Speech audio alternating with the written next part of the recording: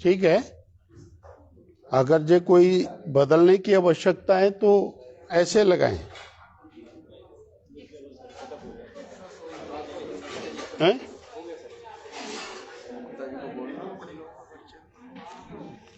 कुछ नहीं करना, अपने लोगों का परिचय कराने की जरूरत नहीं। इतने सारे लोग प्रेस कॉन्फ्रेंस में थोड़ी आया करते हैं।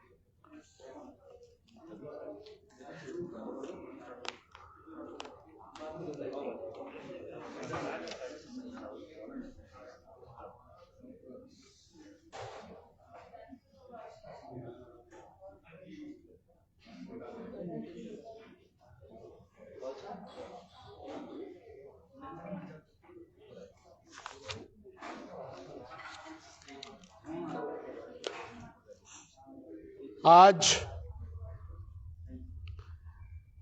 आप सभी मीडिया के साथियों का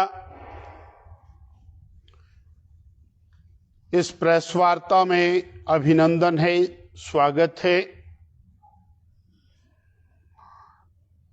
प्रदेश अध्यक्ष का दायित्व संभालने के बाद हमारे पुराने साथी सब सोलन के बंधु भगिनी आपके साथ पहली बार प्रेस के नाते मुखातिब हो रहा हूं। आपका बहुत बहुत आभार, बहुत बहुत धन्यवाद। बड़े शॉर्ट नोटिस के ऊपर आप लोग पधारे। आज 31 मई है। श्रद्धेय नरेंद्र भाई मोदी जी की सरकार को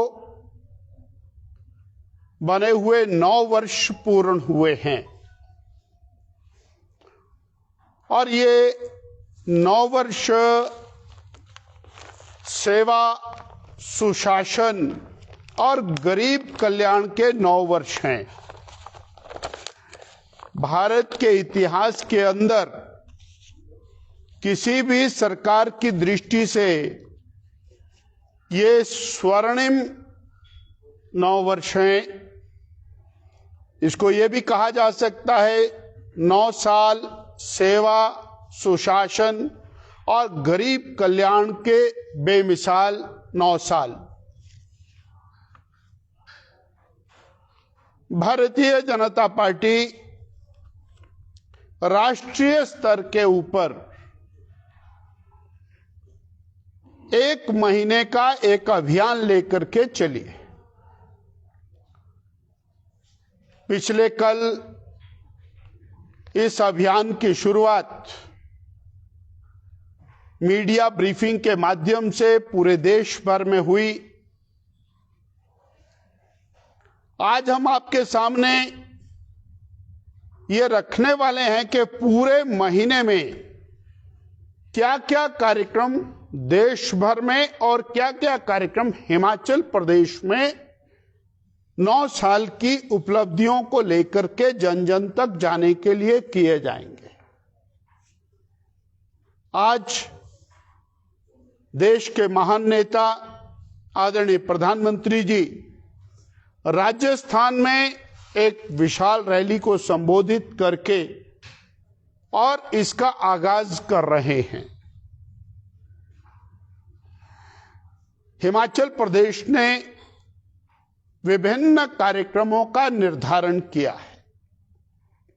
कल 1 तारीख है। 1 जून को भारतीय जनता पार्टी ने अपने संगठनात्मक जिले 17 बनाए हैं हिमाचल प्रदेश में, 12 की बजाय, और 17 के 17 जिलों के ऊपर हम इस अभियान की लॉन्चिंग कर रहे हैं। धर्मशाला में, कांगड़ा जिला में आदरणीय जयराम ठाकुर जी और सेंटर से आने वाले डॉक्टर अनिल जैन जी जो पूर्व में राष्ट्रीय महामंत्री हैं, और हमारे सभी स्थानीय नेता धर्मशाला से इसका श्री गणेश करेंगे। वो जहां महत्वपूर्ण लोगों को चयनित करके उनसे मिलने का काम करेंगे, वहीं पर एक प्रेस ब्रीफिंग भी करेंगे। सोलन से हम इसकी शुरुआत करेंगे और राज्यसभा सांसद केंद्र के प्रभारी के नाते हमारे लिए जो लगाए गए हैं नरेश बंसल उत्तराखंड से, वो और हम और हमारे यहाँ के सभी नेतागण इसकी शुरुआत सोलन से करेंगे। इसी प्रकार शिमला से हमारे लोकप्रिय सांसद पूर्व प्रदेश अध्यक्ष सुरेश कश्यप जी, सुरेश भारद्वाज जी, ये इसकी शुरुआत करने वाले हैं। 17 के 17 जिलों में यह कार्यक्रम एक साथ होगा। अब इसमें हर विधानसभा क्षेत्र के 100 लोगों को चयनित किया गया है और वो इंपॉर्टेंट लोग, कोई नेशनल अवार्डी हो सकता है, कोई अच्छा किसान हो सकता है, कोई अच्छा व्यापारी हो सकता है, कोई अच्छा समाज सेवी हो सकता है, अपने अपने क्षेत्र के अंदर जिन्होंने विशिष्ट कीर्तिमान स्थापित किया है, ऐसे लोग हो सकते हैं। और उनके बीच में जाना, उनको व्यक्तिगत रूप से माननीय मोदी सरकार की उपलब्धियों के बारे में सेंसिटाइज करना, इस काम को प्रदेश भर में कल शुरू किया जाएगा और ये 1 तारीख से लेकर 20 तारीख तक ये कार्य चलने वाला है। इसी दौरान हमारे 7 मोर्चे हैं, वो 7 मोर्चे अपने अपने कार्यक्रम को लेकर के चलेंगे। जैसे हमारे महिला मोर्चा की अध्यक्षा यहां बैठी हैं, तो इनका कार्यक्रम रहेगा आंगनवाड़ियों में जाना, वहां पर बहनों को संपर्क करना, सेल्फ हेल्प ग्रुप्स के अंदर जाना, वहां बहनों को सेंसिटाइज करना, महिलाओं में नव मतदाता जो बहनें हैं उनको संपर्क करना। ऐसे युवा मोर्चा है, वो कॉलेज आउटरीच के कार्यक्रम करेंगे, वो वहां पर जाकर के संवाद संपर्क करेंगे, वो मोटरसाइकिल रैलियों के माध्यम से जागरूकता फैलाएंगे। हमारा किसान मोर्चा वो अलग अलग जगह पर जाएगा, मंडियों में जाएगा, किसानों से मिलेगा, खाट और खाप के नाते अनेक कार्यक्रम देश भर में और हिमाचल प्रदेश में भी करेगा।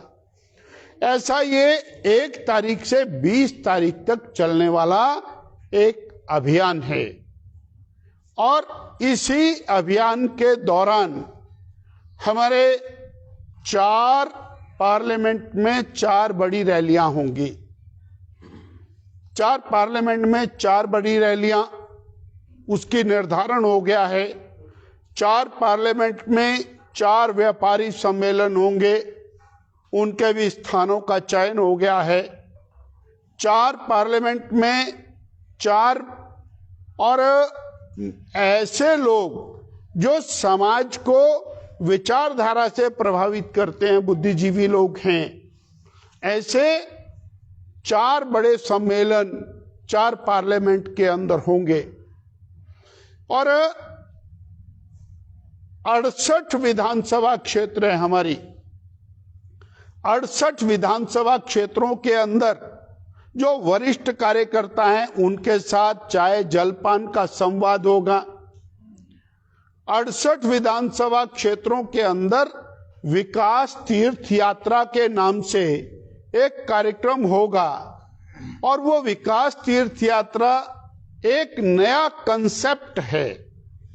कहीं पर बहुत बड़ा पुल बनाए, उस पुल के ऊपर संभ्रांत लोगों को लेकर के जाना और उनको ले जाकर के वहां के विकास कार्य को दिखाना। All India institute of medical sciences 1500 crore रुपए का बिलासपुर में बना।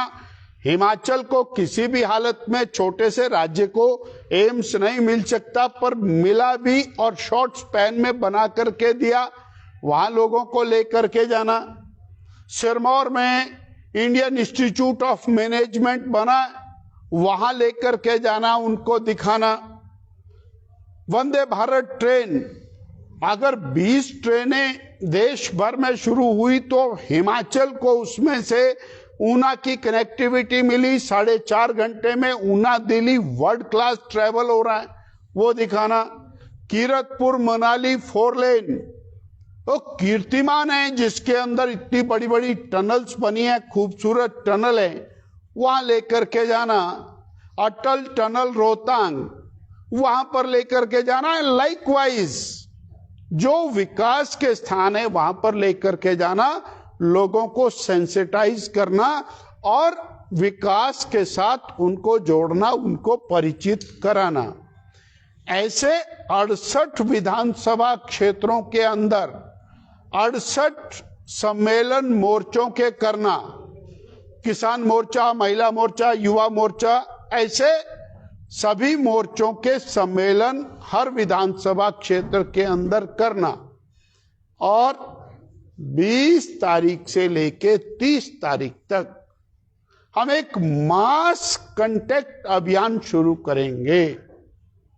मास कांटेक्ट अभियान मतलब हमारे पोलिंग बूथ पर बैठा हुआ कार्यकर्ता वो हर घर में संपर्क करेगा और हमने इसको सारी चीजों को टारगेट ओरिएंटेड बनाया है। हमारे 7,844 पोलिंग बूथ हैं हिमाचल प्रदेश में, तो हम 7,844 पोलिंग बूथ पर 100 परिवार प्रति पोलिंग बूथ की एवरेज के साथ 8 लाख परिवारों से व्यक्तिगत संवाद करेंगे। मोदी जी का संदेश नीचे तक पहुंचाएंगे। 4 बड़ी रैलियां, व्यापारी सम्मेलन, प्रबुद्धजन सम्मेलन, कार्यकर्ताओं के साथ संवाद, विकास तीर्थ यात्रा, मोर्चों के सम्मेलन, जो प्रबुद्ध लोग हैं उनके घरों में व्यक्तिगत रूप से जाना, उनको सेंसिटाइज करना। इस प्रकार 9,54,000 लगभग 10 लाख व्यक्तियों से 1 तारीख से लेकर 30 तारीख के मध्य भारतीय जनता पार्टी हिमाचल प्रदेश, पूरे हिमाचल के अंदर जनसंपर्क अभियान, महासंपर्क अभियान चलाएगी। इसकी मैं विस्तृत जानकारी आपको इस प्रपत्र के माध्यम से भी अभी देने वाला हूं कि कुल कितने लोगों से हम संवाद करेंगे और उस संवाद करने का हमारा क्या तरीका रहेगा। साथियों, जब हम कहते हैं कि मोदी सरकार, उसकी विशिष्ट उपलब्धियां हैं, तो हमको जरूर यह चिंतन करना पड़ेगा कि 2004 से लेके 14 के बीच में एक सरकार मेरे देश में चलती थी और 14 के बाद भारतीय जनता पार्टी नेतृत्व वाली श्री नरेंद्र भाई मोदी की सरकार चल रही। 4 से 14 के अंदर मेरे देश की क्या स्थिति थी, यह हमके सबके सामने है। मीडिया में प्रतिदिन जो आने वाली खबरें थी वो पूरे दुनिया के अंदर यह संदेश देती थी कि भारत लगातार रसातल की ओर, नीचे की ओर जा रहा है और 14 से लेकर के आज 19 हो गया। आज मेरा देश इसमें बदलता हुआ दिखाई देता है। एक युग था जब स्वर्गीय प्रधानमंत्री राजीव गांधी जी कहा करते थे, हम 1 रुपया दिल्ली से भेजते हैं और 15 पैसे उपयोग में आता है, 85 पैसा बीच में ही खपत हो जाता है। परंतु ये नरेंद्र भाई मोदी की सरकार है जो एक बटन दबा करके 11 करोड़ किसानों के खाते में 2,000 रुपया पहुंचाने की क्षमता रखता है और एक साल में 3 बार 2-2 हजार रुपया पहुंचा करके वो किसान को डीबीटी के माध्यम से स्ट्रेंथन करता है। ये मोदी जी की सरकार है जिसने उस गरीब को, जिसने कभी बैंक की शक्ल नहीं देखी थी, उसके यहाँ जनधन का खाता खुलवाता है 12 रुपए का। 48 करोड़ गरीबों के खाते खुलते हैं और न केवल सरकारी धन उसमें डीबीटी के माध्यम से ट्रांसफर होता है, अपितु वो अपना धन भी उसके अंदर जमा करता है। आज वो मकान बनाने की सुविधा है, 3.5 करोड़ गरीबों को मकान इस टेन्योर के अंदर बनाकर दिए जा चुके हैं और 100% पैसा डीबीटी के माध्यम से उपभोक्ता के खाते के अंदर जमा हुआ है। ये भ्रष्टाचार के ऊपर डायरेक्ट अटैक, अंकुश, और उस गरीब की झोली के अंदर सीधा पैसा ट्रांसफर करने की बात है। कोविड का दौर आया, 80 करोड़ लोगों को 5 किलो राशन वो 28 महीने से निरंतर निशुल्क मिल रहा है, वो जारी है। दुनिया के इतिहास के अंदर कभी ऐसा नहीं हुआ कि इतना बड़ा गरीब कल्याण का कार्यक्रम वो चला। 220 करोड़ हिंदुस्तानियों कोविड की वैक्सीन लगी, इंडिजिनस वैक्सीन बनी, एक नहीं 2 वैक्सीन बनी, भारत के लोगों को सुरक्षित किया, मुफ्त में वैक्सीन लगी। दुनिया का फास्टेस्ट मूविंग अभियान और दुनिया के लगभग 40 देशों को भारत ने वैक्सीन उपलब्ध करा के उनकी भी सुरक्षा करने का काम किया। मैंने कहा गरीब कल्याण, सुशासन, दोनों चीजें इसमें शामिल है। सुशासन 100% utilisation of fund which is being given to poor and the poorest, उसको वहां पर वो चीजें उपलब्ध कराना। ये लगभग 11.5 करोड़ गरीबों के घर में और शौचालय बना करके इज्जत घर की तरह से उनको उपलब्ध कराना, ये बड़ा विषय है, बड़ा विषय। किसने सोचा था?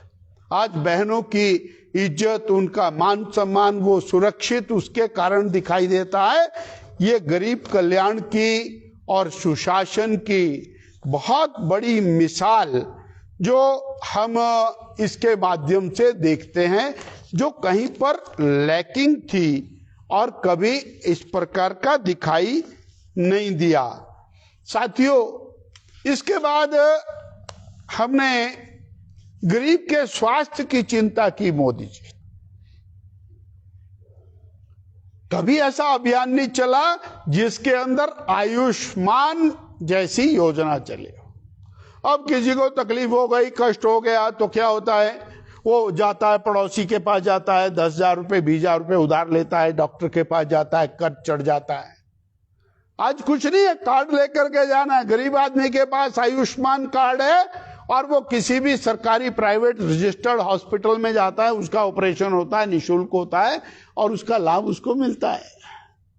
और हिमाचल की हमारी बीजेपी की जयराम ठाकुर सरकार ने उसके ऊपर टॉप अप ऐड किया, हिम केयर योजना शुरू की और जो बचे हुए लोग थे जो आयुष्मान में कवर्ड नहीं थे, उनको ये बेनिफिट दिया। आज देश का व्यक्ति, हिमाचल का व्यक्ति और चिकित्सा की दृष्टि से बहुत ज्यादा संतुष्ट दिखाई देता है। ये गरीब कल्याण और सुशासन। मैं इसी मुद्दे के ऊपर आ रहा हूं कि और किसान की चिंता, किसान को पाई उसके खाते में जाना, 6,000 रुपया सीधा सीधा उसके खाते के अंदर जाना, ये एक बहुत बड़ी उपलब्धि। 9 साल बेमिसाल गति भी और शक्ति भी। यानी आज हम देखते हैं, मैं चला गया कीरतपुर से बिलासपुर, और एक कीरतपुर से बिलासपुर 1 घंटे के अंदर गाड़ी पहुंचती है। पहले भी सरकारें थी, 2014 से पहले भी सरकारें थी, परंतु 4 घंटे में कीरतपुर से बिलासपुर पहुंचना कठिन होता था।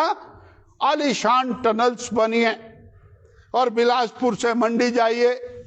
मैंने अपना कैमरा ऑन किया, गाड़ी से बाहर निकाला, 5.8 मिनट में वो टनल 80 किलोमीटर की स्पीड पे क्रॉस की।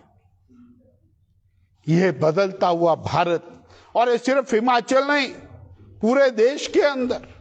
मैं आपके लिए देना चाहूंगा कि हिमाचल प्रदेश में 4 लेन के लिए 40,000 करोड़ रुपए की स्वीकृतियां आई हैं, 40,000 करोड़,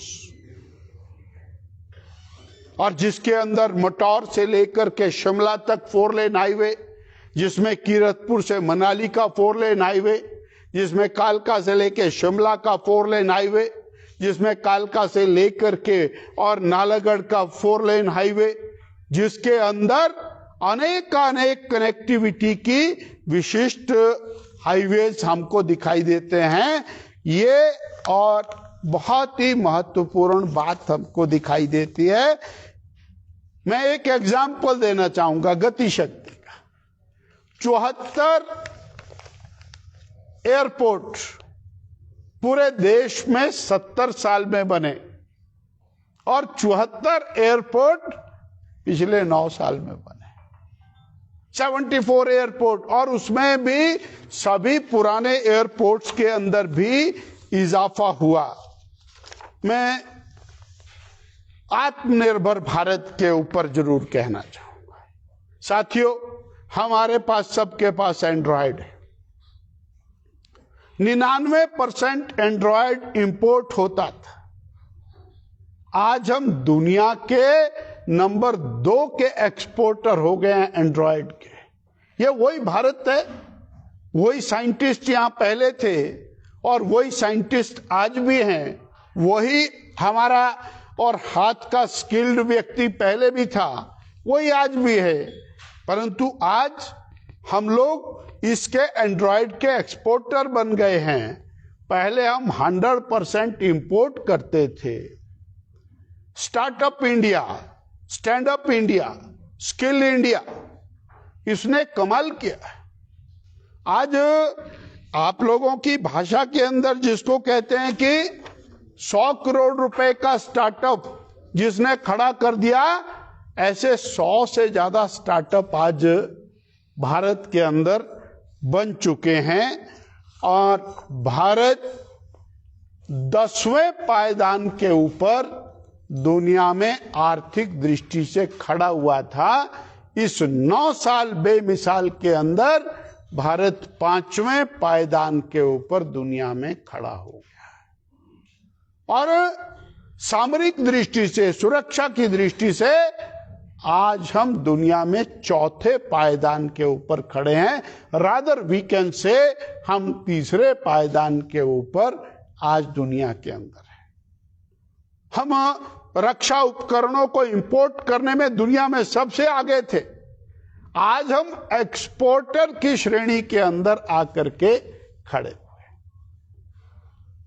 एक और इंपॉर्टेंट विषय कह करके मैं अपनी बात को समाप्त करूंगा, और वो इंपॉर्टेंट विषय है कि भारत की छवि वो दुनिया के अंदर एक महत्वपूर्ण देश के रूप में खड़ी हुई है। आज भारत के प्रधानमंत्री अगर सिडनी में जाते हैं तो ऑस्ट्रेलिया का जो राष्ट्राध्यक्ष है वो कहता है मोदी बॉस, मोदी बॉस। अगर जो वो अमेरिकन राष्ट्रपति के साथ, जो दुनिया का ताकतवर देश है, उनके साथ बैठता है तो अमेरिका के राष्ट्रपति कहते हैं कि यू आर सो पॉपुलर, मुझे आपके ऑटोग्राफ की जरूरत है।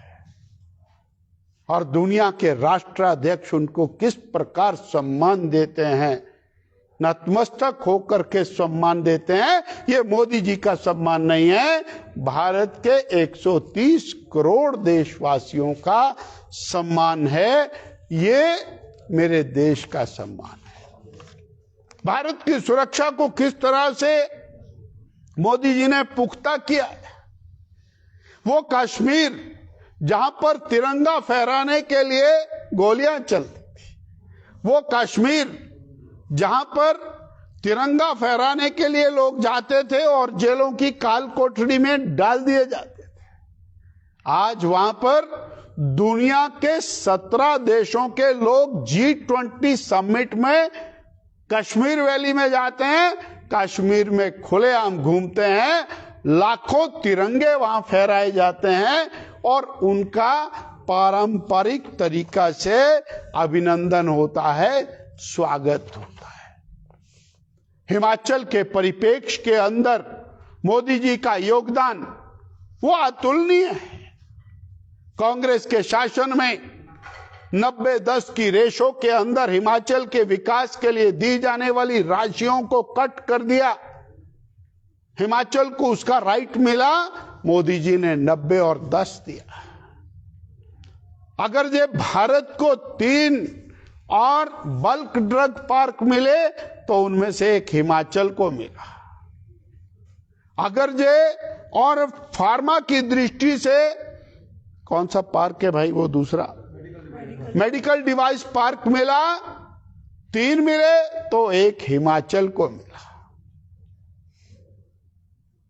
ये हिमाचल के प्रति उनकी विशिष्टता, हिमाचल के प्रति उनका लगाव, all India institute of medical sciences देना, इंडियन इंस्टीट्यूट ऑफ मैनेजमेंट देना, बल्क ड्रग पार्क देना, ये ऐसी चीजें हैं जो हिमाचल के कायाकल्प की दृष्टि से नितांत आवश्यक और महत्वपूर्ण हैं। साथियों, ये 9 वर्ष भारतीय जनता पार्टी आपके माध्यम से, आपके सहयोग से जन जन तक लेकर के जाने का अभियान लेकर के लगी है, जुटी है। आपका सहयोग इसमें अत्यंत महत्वपूर्ण है। हम उसके लिए आपसे और मुखातिब हैं, आपसे प्रार्थना करते हैं। इतना मुझे अपनी बात कहनी है, शेष आप जो कहेंगे उसके लिए प्लेटफॉर्म खुला। सर, जैसे आपने कहा हिमाचल में मोदी जी का योगदान अतुल्य है। अगर उनका योगदान अतुल्य है तो हिमाचल प्रदेश में कांग्रेस क्यों आई और भाजपा क्यों आई? क्या भाजपा कार्यकर्ता एक दूसरे की टांग खींचने में ही लगे रहते हैं? चुनाव जीतना और हारना और योगदान और विकास, इनको एक जगह के ऊपर इकट्ठे करना कई बार कठिन होता है। हिमाचल की जनता को जो हमारी सरकार ने, प्रदेश की जयराम ठाकुर सरकार ने और केंद्र की मोदी सरकार ने, डबल इंजन सरकार ने दिया, वो ना भूतो ना भविष्यति। परंतु सामान्य जनमानस को कुछ ऐसे विषयों के अंदर कैमोफ्लेज किया गया। मेरी बहन को कहा गया, एक घर में 4 बहनें हैं, 6,000 रुपए महीने का मिलेगा, 72,000 रुपए मिलेगा। वो बहन कहती है, भाई मेरी तो जिंदगी संवर जाएगी, 72,000 रुपए मिलेगा, 22.5 लाख बहनों को मिलेगा और फिर पहली कैबिनेट में मिलेगा, पहली कैबिनेट में मिलेगा, ठोक बजा के पहली कैबिनेट में मिलेगा। वो कहते पहली कैबिनेट में मिल जाएगा, चलो जिंदाबाद। ये जो ऐसी चीजें जिसको कह सकते हैं हिमाचल के परिप्रेक्ष्य के अंदर जो गारंटियां हैं, उन गारंटियों का जो प्रभाव है वो स्पष्ट दिखाई देता है। 0.9% का वेरिएशन, 4% वोट बहनों का ज्यादा डला है इस बार। और इसलिए जो मोदी जी का योगदान है वो तो किसी भी व्यक्ति को दिखाई देता है। जयराम ठाकुर की जो क्वालिटीज हैं, जयराम ठाकुर जी की सरकार की जो देन है, वो भी सबको स्पष्ट दिखाई देती है। परंतु अब जो वर्तमान सरकार है उसको ये दिखाना है कि वो 22.5 लाख बहनों को आज तक तो दे नहीं पाए। 15,000 को दे करके बोलते हमने गारंटी पूरी कर दी। अब देखते हैं, वो बेचारी बहनें इंतजार कर रही हैं कब उनके खाते में पैसे आएंगे, कब 300 यूनिट बिजली आएगी। 1 लाख युवकों को पहली कैबिनेट में सरकारी रोजगार मिलना था, वो 1 लाख तो क्या 1 भी नहीं मिला। 5 लाख मिलने हैं 5 साल में, 1-1 लाख हर साल मिलना है, वो नहीं मिला। तो अब वो देखते हैं, वो सरकार की ड्यूटी है, वो क्या करेंगे। स्कूल अभी नोटिफाइड किए गए हैं सब, आप प्रदेशाध्यक्ष होंगे, और जब से आप अध्यक्ष बने हैं तब से चर्चा भी चली है कि संगठन में एक बड़ी बदलाव की जो मेजर सर्जरी होनी है। अभी 1 महीने तक भारतीय जनता पार्टी का एक महाअभियान पूरे देश में चल रहा है और उस अभियान को लेकर के हम निकले हैं, इतना ही कहना है। जो स्कूल अभी नोटिफाइड किए गए हैं उसके बारे में आप क्या कहेंगे? सिर्फ स्कूल नहीं, 900 से ज्यादा संस्थान वर्तमान सुखविंदर सिंह सुक्खू सरकार ने बिना सोचे समझे बंद कर दिए। यह हिमाचल की जनता के साथ अन्याय है, धोखा है, शोषण है। इससे बड़ा कोई धोखा नहीं हो सकता है। चला हुआ प्राइमरी हेल्थ सेंटर है, डॉक्टर उसमें बैठा है, मरीज उसमें आ रहे हैं, CHC चल रही है, पटवार सर्कल चल रहा है, तहसीलदार चल रहा है, तहसीलदार बैठा हुआ है, कंप्यूटरीकृत हो गया है, SDM का कार्यालय चल रहा है, SDM ने इलेक्शन करवा दिया है, वो बंद कर दिए, बोले हमारे पास पैसे नहीं है। वो चले हुए संस्थान है, वो बंद करना। और वो सारी जनता खार खाई बैठी है, ऐसा नहीं है कि उनको कष्ट नहीं है। मैं गया था, जहां पटवार सर्कल बंद किए वहां दूसरे पटवार सर्कल में 200-200 लोगों की लाइन लगी है। उन लोगों को कार्यालय हो, चाहे तहसील कार्यालय हो, पटवार सर्कल हो, वेटनरी हॉस्पिटल हो, या फिर IPH PWD के विभिन्न प्रकार के जो कार्यालय हैं, उनको बंद करना हिमाचल की जनता के साथ बहुत बड़ा धोखा है, अन्याय है। OPS को लेकर क्या कहेंगे? और अभी जो है हिमाचल, इससे पहले मैं एक और बात कहना चाहूंगा। और भाई तुमको क्या पड़ी, डॉक्टरों का NPA बंद कर दिया। और हमारे माननीय मंत्री जी से पूछा तो बोले कि मेरे को तो पता ही नहीं है कि क्या होता है NPA और बंद किसने किया। और आज एक मंत्री जी ने कहा कि ये तो जिन लोगों की, जिन डॉक्टरों की नौकरी नहीं लगी है उनका NPA बंद हुआ है। वो भाई नौकरी में ही नहीं है, उसका NPA कहां से बंद होगा।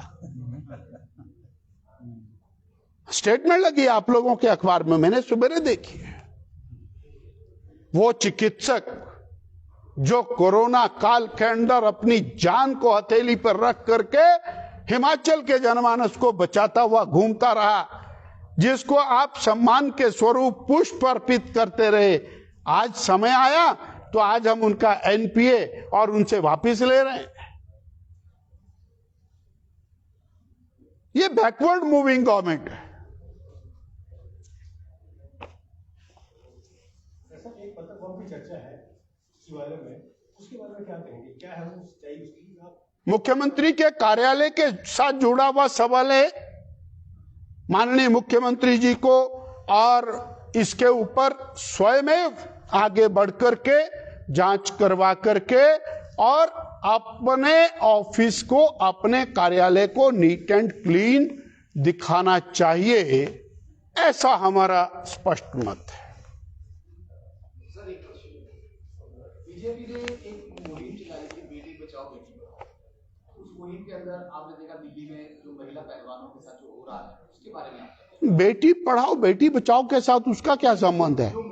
बेटी बढ़ाओ बेटी बचाओ के अंदर जितना जबरदस्त रिस्पांस देश के अंदर मिला है, आज बेटियों की संख्या बढ़ी है और उन बेटियों का जो व्यवस्थाएं की, आज वो 11 करोड़ परिवार जो जंगल में शौच के लिए जाते थे, अंधेरे में शौच के लिए जाते थे, आज उनको अगर जो उनकी इज्जत की चिंता की गई है तो ये मोदी सरकार ने किया है। तो इसलिए बेटी पढ़ाओ बेटी बचाओ के साथ बाकी चीज को जोड़ा नहीं जा सकता है। लड़कियां हैं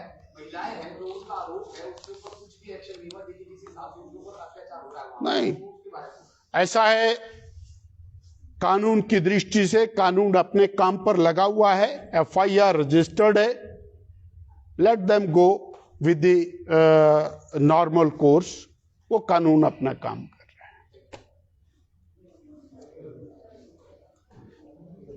सर बहुत बहुत धन्यवाद, मेरी ओर से कोई कमी है, गलती है, क्षमा करेंगे। और भाई भोजन के लिए निमंत्रण कौन दे रहा है?